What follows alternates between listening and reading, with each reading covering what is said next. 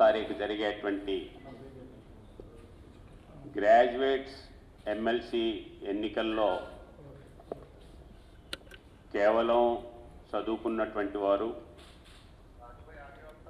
బుద్ధిజీవులు మాత్రమే ఓటర్లు. ఈరోజు ఈ రాష్ట్రంలో ఉన్నటువంటి అన్ని వర్గాల ప్రజలకు ఈ ప్రభుత్వం పైన తీవ్రమైనటువంటి వ్యతిరేకత ఉంది.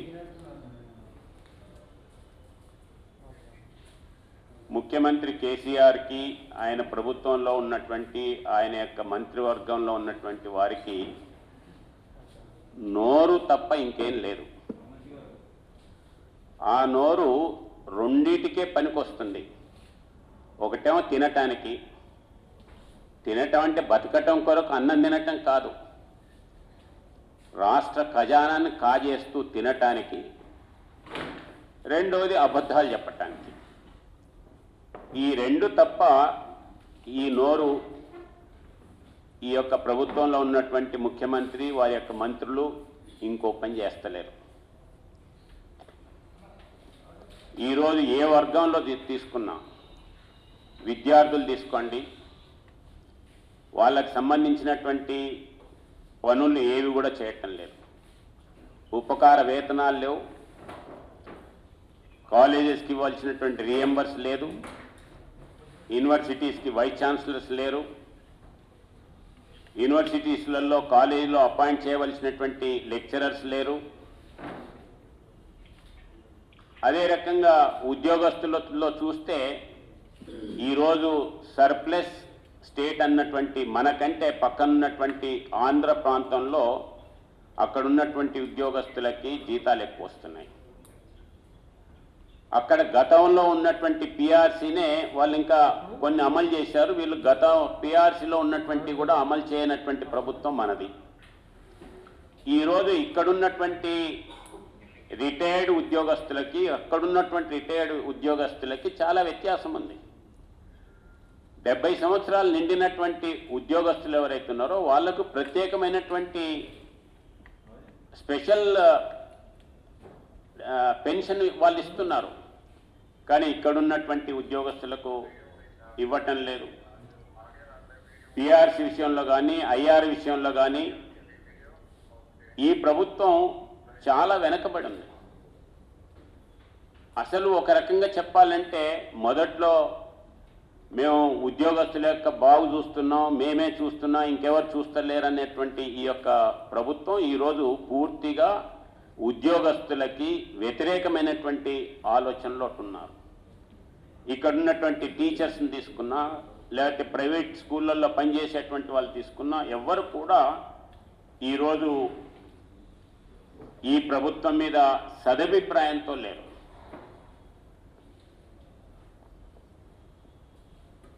అందుకనే ఈ ఎన్నికల్లో ఎప్పుడు లేనంతగా అత్యధికులు ఏది ఏమైనా సరే ఈ ప్రభుత్వాన్ని ఓడగొట్టాలి, అందుకొరకు నేనే కంటెస్ట్ చేస్తాను అనేటువంటి పద్ధతిలో 90 మందికి పైన ఇక్కడ కానీ అక్కడ కానీ మహబూబ్నగర్, రంగారెడ్డి, హైదరాబాద్ డిస్టిక్లో కానీ లేదా వరంగల్, ఖమ్మం, నల్గొండకు సంబంధించినటువంటి గ్రాడ్యుయేట్స్ కాన్స్టిట్యూన్సీలో కానీ 90 పైన అభ్యర్థులు ఈరోజు పోటీల్లో నిలబడ్డారు.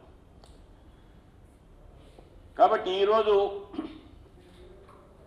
ఇంతమంది నిలబడ్డటువంటి వాళ్ళకి, అదే రకంగా వాళ్ళని సమర్థించేటువంటి వాళ్ళకి ఈ ప్రభుత్వం మీద వ్యతిరేకత ఉన్నది అని అనుకునేటువంటి వాళ్ళందరూ కూడా ఈ ప్రభుత్వాన్ని ఈ యొక్క అధికారంలో ఉండేటువంటి పార్టీ అభ్యర్థిని ఓడించటానికి సరి అయినటువంటి ఎన్నిక ఈరోజు ఈ యొక్క ఎమ్మెల్సీ ఎన్నికలు.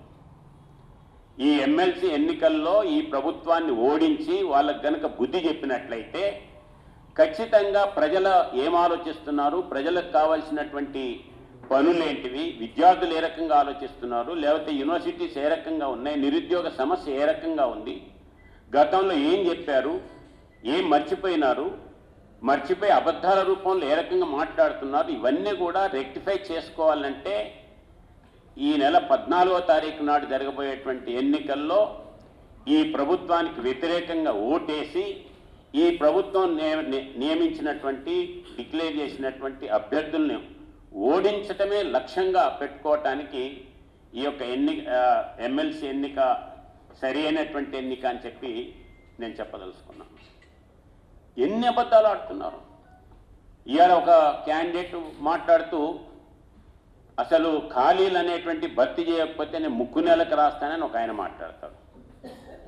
అంటే ఈరోజు ఈ ప్రభుత్వానికి కన్నులు లేవా?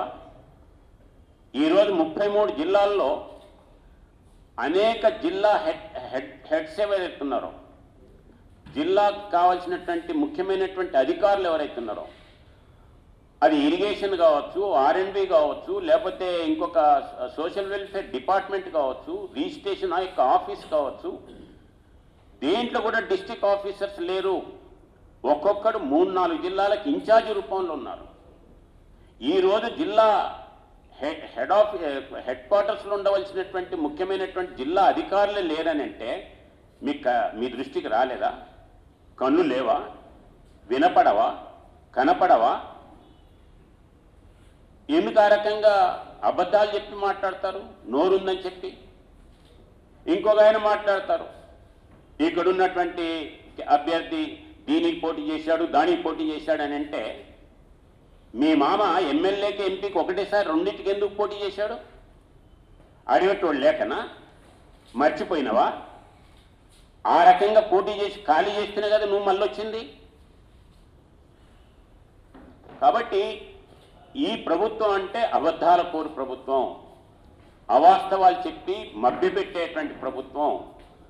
ఈరోజు ప్రజలు ఈ యొక్క ప్రభుత్వంలో చెప్పేటువంటి మాటలకి, ముఖ్యమంత్రి మంత్రులు చెప్పేటువంటి మాటలకి ఎవరు వినటానికి, నమ్మటానికి సిద్ధంగా లేరని చెప్పి నేను ఈ సందర్భంగా మనవి చేస్తున్నాను.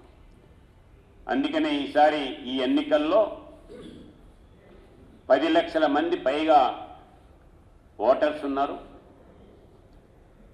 ఈ 10 లక్షల మందిలో సగం పైన కొత్త వాళ్ళే ఉన్నారు.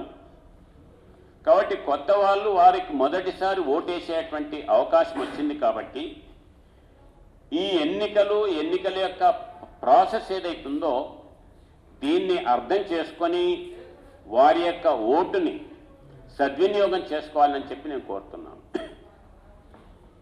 ఈరోజు మనం అనేక శ్రమకు ఓర్చి మన యొక్క ఓటును రిజిస్ట్రేషన్ చేసుకున్నాం. రిజిస్ట్రేషన్ చేసుకున్న తర్వాత మళ్ళీ వచ్చి మనం 14వ తారీఖు నాడు ఓటు వేయబోతున్నాం.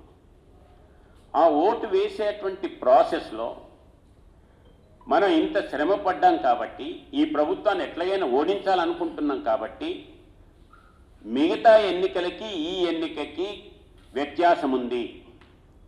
మిగతా ఎన్నికలలో ఎమ్మెల్యే, ఎంపీ లేదా సర్పంచ్ ఇటువంటి ఎన్నికల్లో ముద్దెర ఉంటుంది, ముద్దెర మాత్రమే వేస్తాం.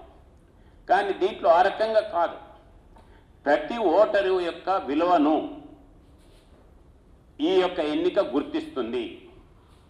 కాబట్టి నేరుగా ఎవరికో ఒకరికి ఓటేస్తే సరిపోయేటువంటి ఎన్నిక కాదు. ఈ యొక్క కౌన్సిల్ ఎన్నికలు భిన్నంగా ఉంటాయి. కాబట్టి రాష్ట్రంలో ఉండేటువంటి గ్రాడ్యుయేట్స్, బుద్ధిజీవులు ఎవరైతున్నారో నేను చెప్పేటువంటి దాన్ని జాగ్రత్తగా విని ఈ యొక్క ఓటును సద్వినియోగం చేసుకోవాలని చెప్పి నేను ఈ సందర్భంగా మనవి చేస్తున్నాను. ఈ యొక్క ఎన్నికల యొక్క ప్రక్రియ ఏదైతే ఉందో ఆ యొక్క ఎన్నికల ప్రక్రియని మనం అర్థం చేసుకోవాలి. ప్రిఫరెన్షియల్ ఓట్ అంటాం. ఈ ప్రిఫరెన్షియల్ ఓట్లో మనం వేసేటువంటి ఓటు అంకె మాత్రమే వేయాలి, ఒకటి మాత్రమే వేయాలి. పేరుకు ఎదురుగా వాళ్ళు ఇచ్చినటువంటి పెన్తో మాత్రమే వేయాలి. ఆ యొక్క ఓటింగ్ వెళ్ళినప్పుడు మనకిష్టం ఉన్నటువంటి అభ్యర్థికి అతడు 30వ నెంబర్లో ఉండొచ్చు, 62వ నెంబర్లో ఉండొచ్చు, లేకపోతే 90వ నెంబర్లో ఉండొచ్చు, లేదా 1వ నెంబర్లో ఉండొచ్చు, 2వ నెంబర్లో ఉండొచ్చు. మనకు నచ్చినటువంటి అభ్యర్థికి మీరు మొదటి ప్రాధాన్యత ఓటు 1 వేయండి.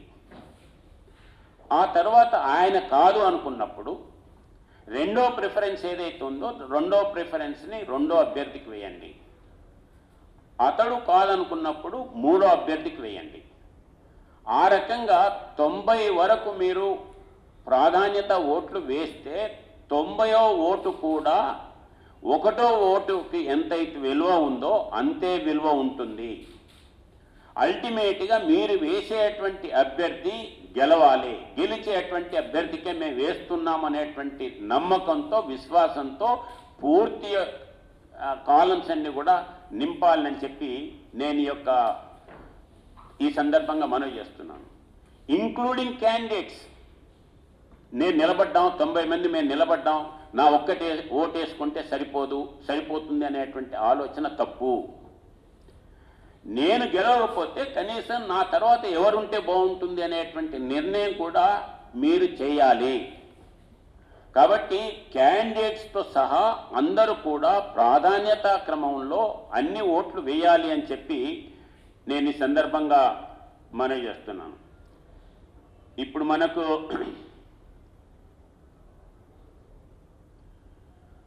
ప్రాధాన్యత ఓటు వేసేటప్పుడు ఒకరికి ఒక నెంబర్ వేసిన తర్వాత ఇంకోరికి కూడా ఒకటే వేయొద్దు, 2, 3 ఆ రకంగా వేయాలి.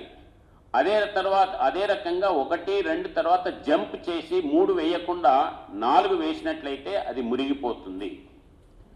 దాని మీద ఏ రకమైనటువంటి ఏలుముద్దలు కానీ, లేకపోతే పెన్ మార్క్ కానీ, లేకపోతే ఇంకో రకంగా ఐడెంటిఫికేషన్ మార్క్స్ ఉన్నా ఇది మురిగిపోతుంది. కాబట్టి 1వ నెంబర్ వేసిన తర్వాత కంటిన్యూటీలో 2, 3, 4 ఈ రకంగా 90 వరకు మీరు వేసుకుంటూ పోవచ్చు అని చెప్పి నేను చెప్పదలుచుకున్నాను. దీంట్లో తొలి రౌండ్లోనే మొదటి రౌండ్లో ఎవరైతే హయ్యెస్ట్ వచ్చినాయో ఆ అభ్యర్థి గెలవాలనేటువంటి గ్యారెంటీ లేదు. తొలి రౌండ్లో కాకుండా 20వ రౌండ్లో వచ్చినటువంటి వాడు కానీ 21వ రౌండ్లో వచ్చినటువంటి వాడు కూడా గెలిచేటువంటి అవకాశాలు దీంట్లో ఉన్నాయి. కాబట్టి ఈ యొక్క ఎన్నికల ప్రాసెస్ని మనం అర్థం చేసుకోవాలి. మీ యొక్క క్లారిటీ కొరకు నేను ఒక డెమో కూడా ఏర్పాటు చేశాను. ఆ డెమో మీకు ఎక్స్ప్లెయిన్ చేస్తాను. ఆ 100 ఓట్లు చెల్లకపోతే మొత్తం చెల్లినటువంటి ఓట్లు 1000. ఈ 1000కి క్యాలిక్యులేట్ చేస్తారు. 1000 divided by number of seats +1 అంటే divided by number of seats అంటే 1, దానికి 1 కలిపితే 2. 1000ని 2తో డివైడ్ చేస్తే 500 వస్తుంది, దానికి 1 కలిపితే 501 అవుతుంది. కాబట్టి ఏ అభ్యర్థి అయినా గెలవాలని అంటే 501 ఓటు కావాలి సుమారు. ఈ యొక్క ఎగ్జాంపుల్ ప్రకారం ఇక్కడ 10 మంది అభ్యర్థులు ఉన్నారు. ఈ 10 మంది అభ్యర్థులలో మొదటి రౌండ్లో ఈ అనంత్ అనేటువంటి వ్యక్తికి 210 వచ్చినాయి, భాస్కర్కి 190 వచ్చినాయి, చైతన్యకి 110, దస్తగిరి 100, ఈశ్వర్ 90, ఫిలిప్ 80, గణేష్ 70, హనుమ 60, ఐజాక్ 40, జానకి 50, 40.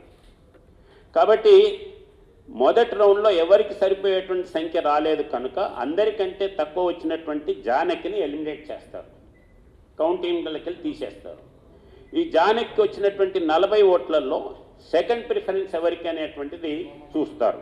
ఆ రకంగా చూసినప్పుడు ఈ జానకి వచ్చినటువంటి దాంట్లో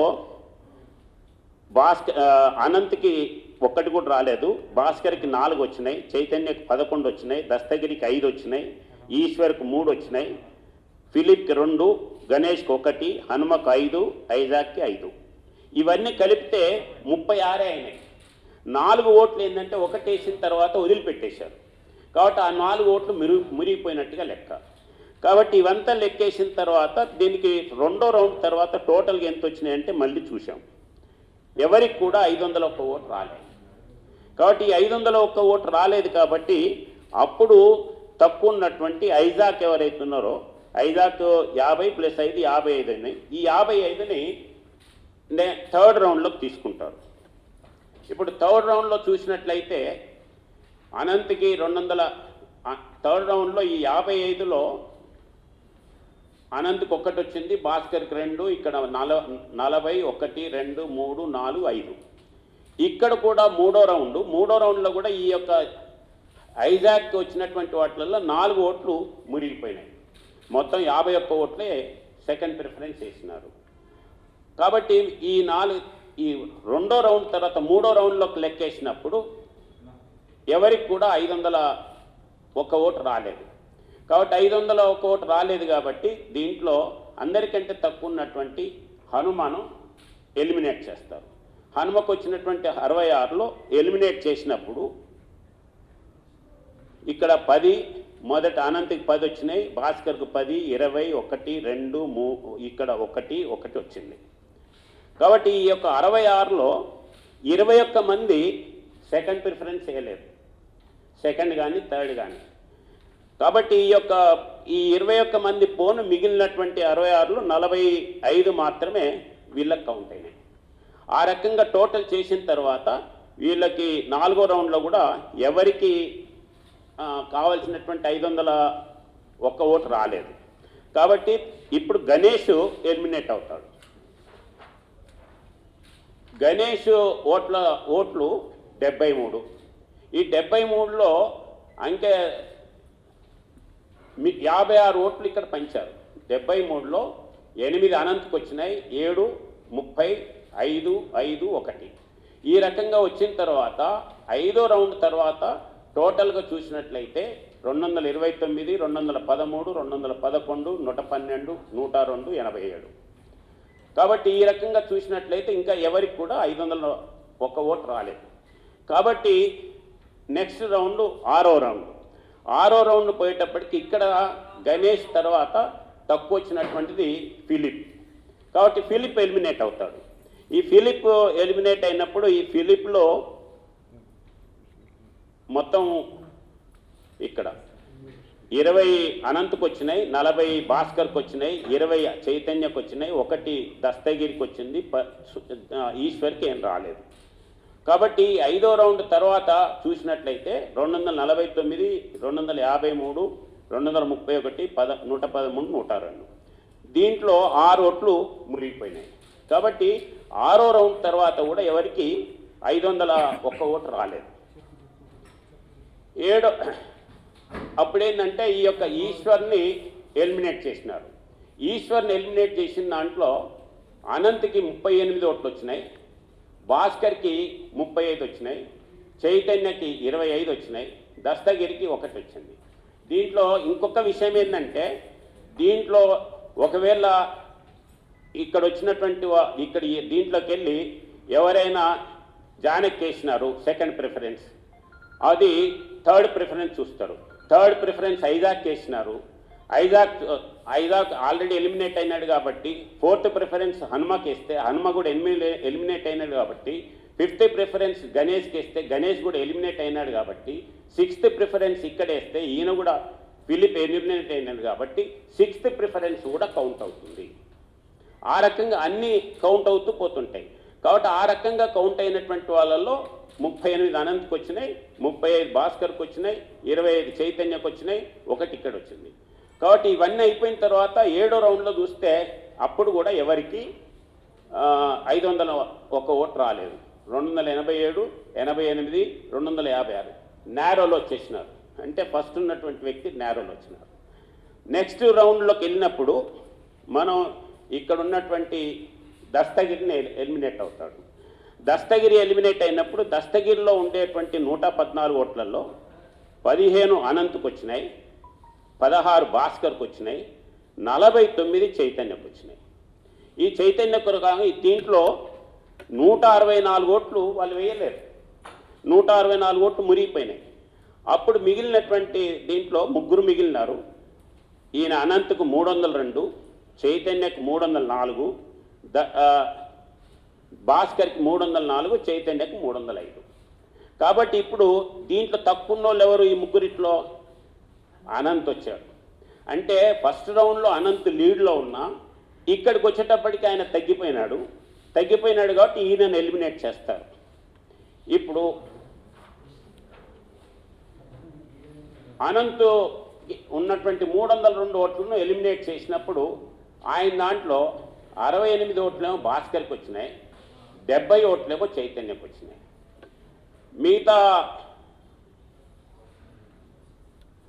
మిగతా ఓట్లన్నీ కూడా మురిగిపోయినాయి. కాబట్టి చివరికి వచ్చేటప్పటికి ఇక్కడ 372, 375. కాబట్టి 8వ రౌండ్ తర్వాత ఈ రకంగా వచ్చింది. కాబట్టి ఇంక ఎలిమినేట్ చేయాలంటే ఈ చైతన్య ఒక్కడే, భాస్కర్ ఒక్కడే. కాబట్టి భాస్కర్కి ఈయనకు 3 ఓట్ల తేడా ఉంది. కాబట్టి 372 ఉండేటువంటి భాస్కర్ని ఎలిమినేట్ చేస్తే చైతన్య 375. కాబట్టి 501 వస్తేనే ఎలక్టెడ్ అన్నట్టు. కానీ ఇంకెవరు సభ్యులు లేరు కాబట్టి, క్యాండిడేట్స్ లేరు కాబట్టి మిగిలినటువంటి అభ్యర్థిని డిక్లేర్డ్ ఎలక్టెడ్ అంటారు. కావలసినటువంటి ఓట్లు వస్తేనేమో వాళ్ళని ఎలక్టెడ్ సభ్యులు అంటారు. కావలసిన వాటికి తక్కువ వచ్చి ఇంకెవరు లేనట్లయితే ఎలిమినేట్ చేయడానికి అప్పుడు డిక్లేర్డ్ ఎలక్టెడ్ అంటారు. కాబట్టి ఇక్కడ మనం చూసినట్లయితే ఇక్కడ గ్రహించవలసినటువంటి అంశం ఏమంటే 239 ఓట్లు అసలు ఎవరికి ప్రిఫరెన్షియల్ వేయకుండా వదిలేసినటువంటి ఓట్లు. ఈ 239 మంది వాళ్ళ ప్రాధాన్యత ఓట్లను వినియోగించుకోకపోవడం వలన చైతన్య గెలిచాడు. వీరంతా పూర్తి ప్రాధాన్యత ఓట్లు వినియోగించి ఉంటే భాస్కర్ కానీ అనంత్ కానీ గెలిచి ఉండేవారేమో. ఎందుకంటే వారి మధ్య ఉన్నటువంటి వ్యత్యాసం 10 ఓట్లు మాత్రమే. ఈ ముగ్గురులో ఉండేటువంటి వ్యత్యాసం 10 ఓట్లే. వాళ్ళంతా కనుక వేసి ఉంటే అప్పుడు రిజల్ట్స్ ఇంకో రకంగా ఉండేది. కాబట్టి ఓటు వేసేటువంటి వాళ్ళు ఈ ప్రాధాన్యత యొక్క ఇంపార్టెన్స్ను అర్థం చేసుకొని ఓటేయాలి. అందుకనే ఈ ప్రభుత్వం మీద వ్యతిరేకత ఉన్నటువంటి వాళ్ళ అభ్యర్థులు కావచ్చు, ఓటర్స్ కావచ్చు, వాళ్ళు ప్రాధాన్యత దీంట్లో అందరికీ ఓటేసి ఈ ప్రభుత్వం ఓడించాలి కాబట్టి ఈ ప్రభుత్వంలో ఉండేటువంటి అభ్యర్థి ఎవరైతే ఉన్నారో వాళ్ళని చివరి దీంట్లో వేసి వాళ్ళకు చివరికి తోసేసి ఓట్లు వేసినట్లయితే ఖచ్చితంగా ఇప్పుడున్నటువంటి కేసీఆర్కి, టీఆర్ఎస్ ప్రభుత్వానికి బుద్ధి చెప్పిన వాళ్ళు అవుతాం. కాబట్టి ఆ రకంగా ఈ యొక్క రాష్ట్రంలో ఉన్నటువంటి గ్రాడ్యుయేట్స్ ఎవరైతే ఉన్నారో, బుద్ధిజీవులు ఎవరైతే ఉన్నారో వాళ్ళు అర్థం చేసుకొని ఓటేసి మరొకసారి ఈ ప్రభుత్వానికి బుద్ధి చెప్పాలని చెప్పి కోరుతున్నాను. అంటే వాళ్లకు సిస్టమ్ మీద నమ్మకం లేదు. నేను గెలవకపోతే ఎవరు గెలిస్తే మాకేంది అనేటువంటి అభ్యర్థం. కాబట్టి మిగతా వాళ్ళు ఓటుకు రాకుండా ఉన్నటువంటి వాళ్ళని మనం అనేటువంటిది లేదు. ప్రజాస్వామ్యంలో ఓటు అనేటువంటిది ప్రముఖమైనటువంటిది. ప్రజాస్వామ్యంలో ఓటుకు విలువ ఉంది. ఆ ఓటు విలువను సద్వినియోగం చేసుకోవాలి. కాబట్టి సద్వినియోగం చేసుకోవాలంటే ఈ ప్రాసెస్ ఎందుకు పెట్టారు? మామూలుగా మిగతా ఎలక్షన్స్లో 16 ఓట్లు వచ్చినా గెలిచినటువంటి సందర్భాలు ఉన్నాయి. కానీ మన బుద్ధిజీవులు కొంతమంది మాట్లాడుతుంటారు కదా, వీళ్ళు 20% ఓట్లతో గెలిచారు, 30% ఓట్లతో గెలిచారు, మిగతా 70 మంది వ్యతిరేకత ఉన్నారు అని అంటారు కదా. దాన్ని కట్టేలు చేయటం కొరకే ఈ యొక్క ప్రాసెస్. కాబట్టి ఎమ్మెల్సీగా గెలవలసినటువంటి అభ్యర్థి ఖచ్చితంగా 50% కంటే ఎక్కువ ఉండాలి. 50% కంటే ఎక్కువ ఎవరైతే ఓట్లు సాధిస్తారో, ఎవరికైతే ఓట్లు పడతాయో వాళ్ళు మాత్రమే సరి అయినటువంటి అభ్యర్థి అనేటువంటిది ఆలోచన. జనరల్ ఓటర్స్లలో అన్ఎడ్యుకేటెడ్ ఉంటారు కాబట్టి అక్కడ ఈ ప్రాసెస్ తెలియదు. ఇక్కడ ఉన్నటువంటిది ఎడ్యుకేటెడ్ ఓటర్స్ కాబట్టి ఈ యొక్క ప్రిఫరెన్షియల్ సిస్టమ్ అనేటువంటిది రాజ్యాంగం రాసినప్పుడే ఆ రకంగా పెట్టారు. కాబట్టి దీన్ని ఎవరైనా ఒక ఓటు వేయండి, మిగతా వాళ్ళకి ఏం అక్కర్లేదు, మీరు ఒకటేస్తే చాలు అని చెప్తున్నారు అని అంటే వారికి ఈ యొక్క సిస్టమ్ మీద అర్థమన్న కాకుండా ఉండాలి, లేకపోతే అజ్ఞానులైనా అయ్యి ఉండాలి. రెండిట్లో ఏదో ఒకటి. అర్థం కాకుండానైనా ఉండాలి, అజ్ఞానులైనా అయ్యి ఉండాలి. కాబట్టి నేను ఈరోజు మీడియా ద్వారా రాష్ట్రంలో ఉండేటువంటి ఓటర్స్ అందరికీ, ఎలిజిబుల్ ఓటర్స్ అందరికీ ఇది వాళ్ళకు అర్థమయ్యేటట్టుగా ప్రచారం చేసి అందరూ కూడా సద్వినియోగం చేసుకుంటట్టుగా చూడాలని చెప్పి, ముఖ్యంగా ఈ యొక్క అబద్ధాల, అవాస్తవాల, అవినీతి ప్రభుత్వానికి దెబ్బ కొట్టాలని అంటే ఈరోజు ఈ యొక్క గ్రాడ్యుయేట్స్ కాన్ఫరెన్స్ ఎన్నికల్లో భారతీయ జనతా పార్టీ అభ్యర్థుల్ని వాళ్ళకి ఓటేసి గెలిపించాలని చెప్పి కోరుతూ, ఇంకా కొద్దిగా వివరణ కావాలంటే నేను మామూలుగా క్యాంపెయిన్లో పోయినప్పుడు చెప్తుంటాను, నీవెవరికైనా కమిట్ అయినట్లయితే ఫస్ట్ ఓటు వేసినట్లయితే కనీసం సెకండ్ ఓటు వేయండి.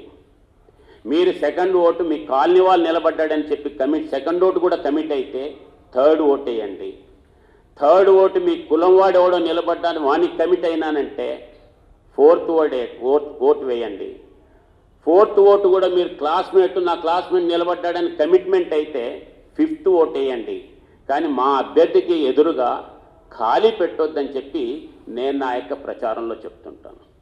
కాబట్టి దీని యొక్క స్పిరిట్ని అర్థం చేసుకొని ఈ యొక్క ప్రిఫరెన్షియల్ ఓట్ ఏదైతుందో ఈ ప్రిఫరెన్షియల్ ఓట్లో అన్ని ప్రాధాన్యత ఓట్లు ఏది కూడా ఖాళీ పెట్టకుండా వేయాలని చెప్పి నేను మనవి చేస్తూ, మరొకసారి ఒకటి వేస్తే ఇద్దరు ముగ్గురికి వేయద్దు, ఒకరికే వేయాలి.